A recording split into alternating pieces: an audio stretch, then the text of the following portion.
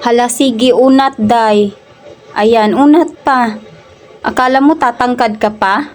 Good morning, guys! Ayan. So, samahan niyo ako, tayo'y mag a day in my life. So, kahapon to, no? Hindi to ngayon. Ngayon ko lang siya inedit at saka voice overs. Happy Sunday, everyone! Ayan, mag a day in my life tayo. So, ngayon, pagigising ko lang, magang-maga pa yung mata ko, as you can see. Ayan. And then, una kong ginawa ay papainit muna ako ng tubig. So, ayan na siya. Dahil tayo ay isang nanay, so ako lang pala. Dahil ako ay isang nanay, so maaga talaga gigising si nanay. Dahil siya yung laging nauna sa pagkilos, paglinis sa mga gawaing bahay, siyang siya. So ayan, nag-start na ako ng pagkagising ko, hindi pa ako naghilamos, nagpainit na ako ng tubig.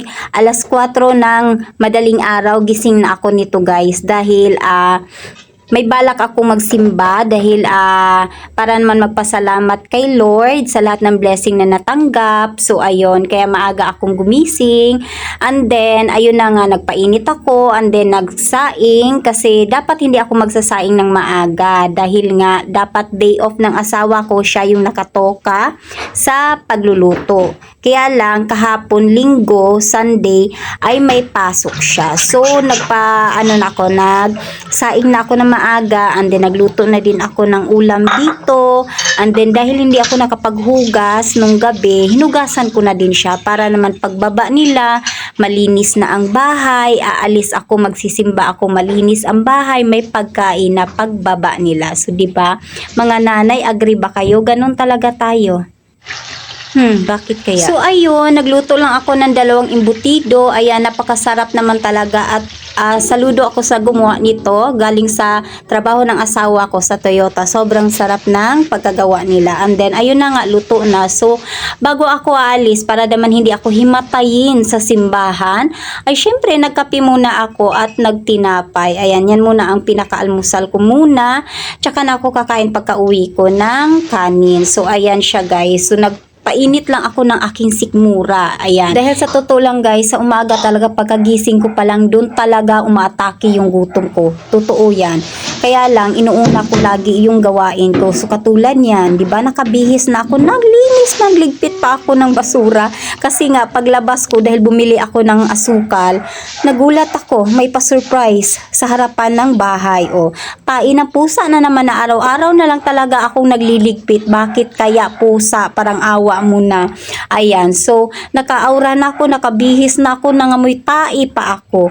So, ayan, naglinis ako, guys. Dahil nga lumabas ako, bumili na rin ako ng garbage bag. And then, naglagay ako dyan ng chlorine. Kasi nga, may nagsabi sa akin. So, ayan, dahil nga dumikit na sa akin yung amoy ng dumi ng pusa. So, syempre, magpabango tayo dahil baka naman magulat yung katabi ko ay parang ang amoy ko ay amoy na amoy talaga. So, ayan, okay na ba tayo dyan?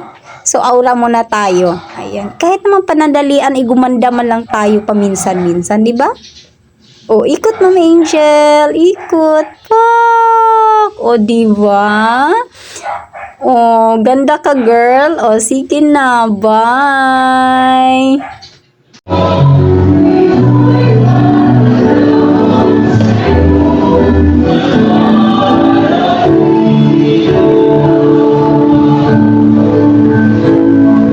And I'm back. O, diba? Tuloy ang gawain. Akala mo makapagpahinga ka. Dahil nga hindi ako nakapagwalis nga, dahil hinahabol ko na yung oras talaga kanina, so hindi ako nakapagwalis, naglinis lang ako ng konti, naghugas, nagsaing, nagluto ng pagkain, ayan, para pagkaalis ko naka-ready na, wala nang hugasan. So ngayon ako maglilinis ng bahay, o up and down, o diba? So may energy pa tayo dyan. So eto na, talagang may energy talaga tayo dahil hindi pa tayo tapos. Pagkatapos ko maglinis ng bahay, ay ako'y nag-exercise. Ay, para meron tayong maipost. At saka naman para, ano pa rin yung aura natin. View figure pala. Ayan, yung figure pala. Figure. Ayan, so, bigyan natin ng time kahit 30 minutes lang yung pag-exercise dahil hindi lang naman to pampaganda ng ating katawan, kundi sa ating kalusugan na rin. Ayan, para sa ating kalusugan, para healthy tayo, hindi lang sa figure natin kundi sa ating kalusugan. Ayan, kahit 30 minutes lang. And then, pagkatapos kong mag-exercise, ayan, pagkatapos ko nag-exercise guys, ay syempre, nag-edit ako. Ayan, in-edit ko isa-isa yan. And then pagkatapos, hindi pa talaga tapos. Sa totoo lang, ang dami ko talagang ginagawa. Pero yung iba, hindi ko na lang na-shoot. Pati nga pagkain, hindi, kahit a day in my life to, hindi talaga totaling a day in my life. Kasi yung ibang ginagawa ko ay hindi ko na na-shoot guys. Kasi nga, punong-puno na yung cellphone ko. Ayan. Ayun, nag-edit na ako dito. Pagkatapos ko nag-edit, nagluto naman dahil pang hapunan. And then pagkatapos ko namang nagluto, dahil nakalimutan ko na ang uniform pala nila susuotin ngayon. Ngayon na Monday ay, tawag nito, Girl Scout. So kahapon to. Kahapon ko siya nilabhan ng gabi. Ayan, so hinabol ko para lang matuyo siya at maisuot ng bunso ko. Para naman di masabing ano ba to sa mami.